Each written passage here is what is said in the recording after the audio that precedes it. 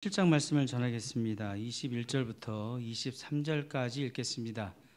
나더러 주여 주여 하는 자마다 천국에 다 들어갈 것이 아니요 다만 하늘에 계신 내 아버지의 뜻대로 행하는 자라야 들어가리라.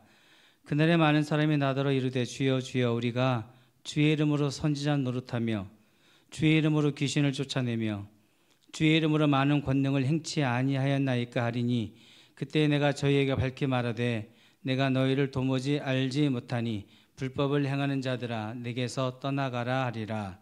아멘. 하나님의 은총이 함께 하시기 바랍니다.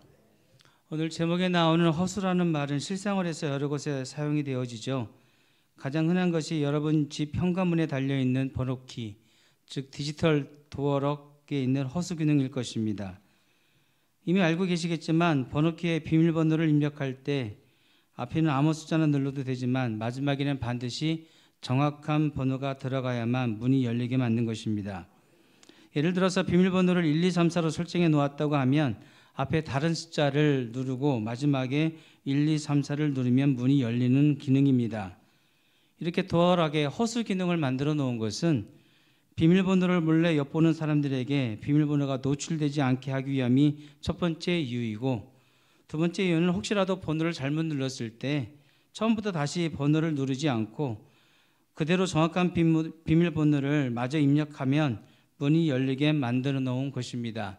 일종의 편의 기능이라고 할 수 있겠습니다.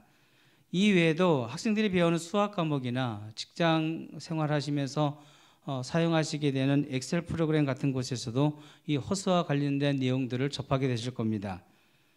이를 통해 허수에 대한 정의를 해보면 겉모습은 있지만 실제가 없는 것이고 실체는 아닌데 있는 것처럼 보이게 하는 것이고 굉장히 중요해 보이지만 사실은 아무 의미 없는 것을 뜻한다고도 할 수 있겠습니다. 저는 우리 신앙에도 허수가 있다는 생각을 해보았습니다. 믿음이 있는 것 같은데 사실은 없고 믿음이 큰 것 같은데 자세히 보니까 거품이더라는 겁니다. 특히 오늘 본문에 예수님께서 경고하시는 주여 주여 하는 무리들이 바로 이 허수신앙의 대표들이라고 할 수 있겠습니다. 21절 말씀을 함께 보시죠. 읽어봅니다. 나더러 주여 주여 하는 자마다 천국에 다 들어갈 것이 아니요 다만 하늘에 계신 내 아버지의 뜻대로 행하는 자라야 들어가리라. 아멘. 여기에는 고백의 허수가 등장합니다. 사실 주여 주여라고 하는 이 고백은 헬라어에서 존경과 간절함을 담는 귀한 표현이라고 합니다. 하지만 주님께서는 이 고백으로 천국에 들어가는 것은 아니다라고 말씀을 하고 있습니다. 지금 주님께서 지적하시는 것은 거짓되고 진심 없는 고백이 얼마나 헛되고 무의미한 것인지에 대한 말씀을 하시는 겁니다. 즉 저들에게 주여 주의 모습은 있지만 실상 저들의 신앙은 거짓이고 가짜인 것을 말씀하신 겁니다. 물론 이런 신앙 고백이 중요하지 않다는 뜻은 절대로 아닙니다. 신앙 고백 반드시 있어야 됩니다. 로마서 10장 10절 말씀을 보시면 사람이 마음으로 믿어 의에 이르고 입으로 시인하여 구원에 이른다 라고 말씀하고 있습니다. 이렇게 입으로 시인하고 고백하는 것은 참 중요하다는 겁니다. 그럼에도 불구하고 주여 주여의 신앙의 위험성을 말씀하시는 것은 주여 주여 하는 자 중에 가짜가 있다는 겁니다. 그래서 진짜 신앙을 무엇으로 구분하는지에 대한 기준으로 아버지의 뜻대로 행하라 하는 순종에 대한 말씀을 하시고 있는 겁니다. 여기서 행한다는 단어가 한 번쯤 들어보셨을 포이에오라는 단어인데 일시적이고 단순한 행동이 아니라 지속적이고 반복적이고 계속되어지는 실천을 의미하는 단어입니다. 즉 참된 신앙이란 입술의 고백으로 끝나는 것이 아니라 하나님께 계속적으로 순종하는 단계로 발전해야 된다는 것이고 그것이 되어지지 않으면 그것이 바로 허수신앙인 것을 말씀하시고 있는 겁니다. 22절 한번 보시겠습니다. 읽어보시죠. 그날에 많은 사람이 나더러 이르되 주여 주여 우리가 주의 이름으로 선지자 노릇하며 주의 이름으로 귀신을 쫓아내며 주의 이름으로 많은 권능을 행치 아니하였나이까 하리니. 아멘. 자, 이 말씀 속에는 사역의 호수가 보입니다. 이 사역이 절대로 하찮지 않습니다. 귀한 사역들입니다. 선지자 노릇을 했다고 하는데 선지자처럼 말씀을 전하는 일을 했다는 이야기입니다. 게다가 귀신도 쫓아내고 많은 권능을 행했다고 합니다. 정말 귀한 사역이고 아무나 할 수 있는 것도 아닙니다. 그럼에도 불구하고 예수님이 말씀하시는 것은 이것도 허수라는 겁니다. 겉으로 보이는 업적과 외형적 성취로 구원의 증거가 되지 못한다는 말씀을 하시고 있는 겁니다. 그 대표적인 사람들이 사도행전 5장에 나오는 아나니아와 삽비라 부부일 것입니다. 이미 잘 아시는 대로 이분들 땅 팔아서 교회 헌금을 했는데 그것 때문에 망했습니다. 그냥 망한 게 아니라 두 분 다 죽습니다. 이런 어처구니 없는 일이 벌어진 이유는 그들이 하나님과 교회를 속였기 때문입니다. 즉 헌금의 목적이 잘못되었다는 말입니다. 성경 말씀을 자세히 보시면 이들은 하나님께 영광이 되고 교회에 유익이 되기를 바라서 헌금한 것이 아니라 다른 사람이 헌금하는 것을 보고 그 헌금한 사람이 사람들에게 귀히 여김을 받는 것을 보고 시샘과 질투가 났습니다. 그래서 따라했습니다. 근데 막상 헌금을 하려니까 아까운 마음이 들게 된 겁니다. 그래서 일부를 감추고 헌금을 했는데 그것을 전부 바치는 것처럼 거짓말을 했습니다. 사실 그럴 수도 있지 않겠습니까? 그런데 그것 때문에 이 부부가 죽는다고요. 이런 부분들이 우리를 당혹스럽게 하지요. 그래도 안 바친 것보다는 낫지 않을까라고 하는 생각을 우리가 한단 말입니다. 이게 죽을 일이냐는 겁니다. 하나도 안 드린 사람들 멀쩡하게 잘 살고 있는데 얼마라도 드린 사람 이렇게 죽어나가는 것이 과연 정당한가 하는 그런 질문이 우리에게 있게 되는 겁니다. 오히려 일부라도 헌금은 한 것이니 칭찬을 해 주셨어야 되는 거 아닌가 하는 생각이 저와 여러분의 개념일 것입니다. 갈라디아서 6장으로 가보시죠. 7절 말씀 같이 읽습니다. 스스로 속이지 말라. 하나님은 만울이 여김을 받지 아니하시나니 사람이 무엇으로 심든지 그대로 거두리라. 아멘. 만울이 여겼다는 말이 뭐냐면 우습게 여기고 업신 여겼다는 뜻으로 경멸의 뜻과 동의어입니다.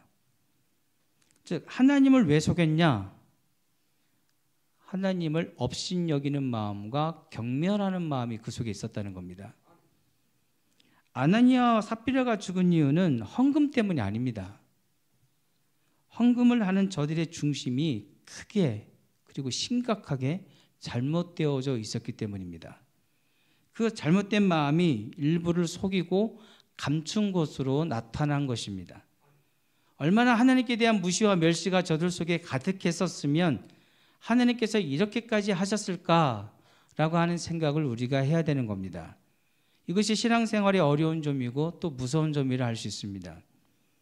아나니아와 삽비라는 헌금을 해서 자신들의 신앙을 증명해 보이고 싶었을지 모르겠으나 사실은 그 과정 속에서 하나님을 멸시하는 마음이 드러나게 된 겁니다. 우리는 인생인지라 눈에 보이는 것만 보고 또 그것으로 판단을 할 수밖에 없지요. 그래서 헌금을 하고 또 방언을 하고 선지자처럼 말씀을 전하고 귀신을 내어쫓는 능력을 행하고 열심히 전도를 하면 그 믿음이 꽤나 괜찮은 것처럼 후한 점수를 우리들은 매긴단 말입니다. 그러나 주님의 눈에는 전혀 그렇지 않을 수도 있다는 것을 명심케 하는 말씀입니다. 그 교훈이 23절로 이어집니다.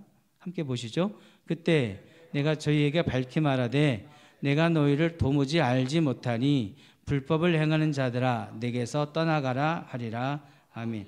너희를 모른다는 말은 하나님과 상관이 없다는 뜻이고 하나님과 연결이 되지 않았다는 뜻입니다. 그렇다면 이들이 그동안 행한 그 모든 위대한 사역들은 결국 허수인 겁니다. 사람이 보기에는 대단해 보여도 주님께는 아무런 의미가 없다는 겁니다. 그래서 주님은 무서운 판결을 내리시는데 난 너희를 알지 못한다고 하십니다.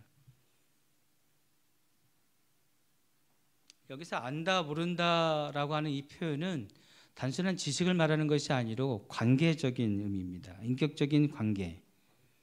즉 하나님과 단절된 상태에서 하는 어떤 사역도 어떤 노력도 결국은 허수라는 겁니다. 결국 이 허수신앙, 허수사역의 마지막은 주님의 거절입니다. 어떻게 거절되고 있습니까? 내게서 떠나가라. 내게서 떠나가라입니다. 완전한 단절, 관계의 끊어짐을 의미하고 있는 겁니다. 요한복음 14장 말씀을 보시죠.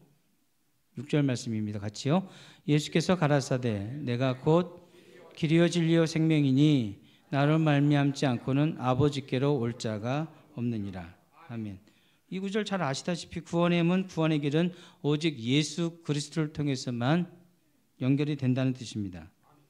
앞서 살펴본 대로 번호키를 눌러서 문을 열고자 할 때 아무리 많은 숫자를 입력을 해도 정확한 번호를 누르지 않으면 문이 열리지 않는 것처럼 내가 아무리 많은 일을 했어도 수고의 노력을 많이 했다 해도 마지막에 예수 그리스도가 입력되지 않으면 구원의 문은 열리지 않는다는 겁니다. 즉 예수님 없는 주여 주여, 예수님 없는 전도, 예수님 없는 직분 감당, 예수님 없는 봉사로는 구원을 받을 수 없다는 겁니다. 그러고 보면 우리 삶에 이런 허수들이 너무나 많다는 것을 알 수가 있습니다. 우선 지금 드리는 예배가 허수일 수 있습니다. 몸은 이곳에 나와 앉아 있지만 마음과 생각이 다른 데가 있다면 하나님께서 받으실 수 있는 예배가 아닐 것이니 예배의 허수가 되는 겁니다. 봉사의 허수가 있다고 그랬죠? 지금도 여러 곳에서 봉사하신 여러분께 진심으로 감사드립니다. 그런데 여러분의 그 봉사가 하나님 앞에서가 아니라 사람에게 인정받고 사람에게 보이려는 목적이라면 또는 나의 만족과 유익을 위한 봉사를 하고 있는 것이라면 그것도 참된 봉사가 아니니 봉사의 허수가 되는 겁니다. 또 믿음의 허수가 있을 수 있습니다. 평소에 믿음 있는 말로 다른 사람에게 힘도 주고 권면도 하고 심지어 성경에 대한 해박한 지식도 있다 할지라도 그 말씀을 순종하지 않고 있다면, 말씀에 대한 실천이 없다면 그 믿음도 사실은 허수인 겁니다. 순종을 하지 않으니 열매도 없을 것입니다. 마치 향기 없는 꽃과 같은 신앙, 생명력 없는 조화와 같은 믿음을 가지고 있으니 결국 천국을 유업으로 받을 수는 없을 것입니다. 그러나 정말 다행스럽고 감사한 것은 그 수많은 허수가 있음에도 불구하고 그 마지막이 예수 그리스도로 마무리가 될 수만 있다면 굳게 닫혀있던 구원의 문이 열리게 된다는 것입니다. 그래서 늘 마지막이 중요한 것입니다. 오늘 10월의 마지막 주일을 지내는 우리의 신앙 고백이 그리고 올해의 끝자락을 향해 달려가고 있는 우리의 믿음이 결국 예수 그리스도가 되길 진심으로 바랍니다. 그래서 인생의 겨울이 오기 전에 우리 앞에 있는 막혀있는 모든 문제의 문들이 열리고 주님 오시는 그날, 우리의 생명의 그날 천국의 문도 활짝 열리게 되는 귀한 은혜가 있기를 주님의 이름으로 축복합니다. 기도하겠습니다.